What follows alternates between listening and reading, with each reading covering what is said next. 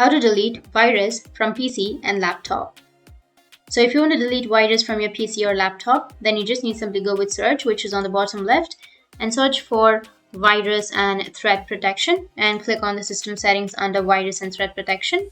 Once you click on it, it will take you to this kind of interface. Now you just need simply go with a quick scan or just go with scan options and click on full scan and scroll down and go with scan now, which is on the bottom, and it will scan your whole computer and let you know that if you have any viruses or not. And you can also simply go with the bottom left, which has that Windows option, right click on it and then go with run, and it will have this kind of interface. Now you just need simply enter MRT and then go with OK, and after a few seconds you will have a kind of window which will be like this: Microsoft Windows Malicious Software Removal Tool. You just need simply click on yes, and it will take you to this kind of interface. You just need simply go with next and proceed with the following steps and click on full scan and then go with next again, and this will fix your issue. So these were the two fixes, and if you have any questions, feel free to comment below.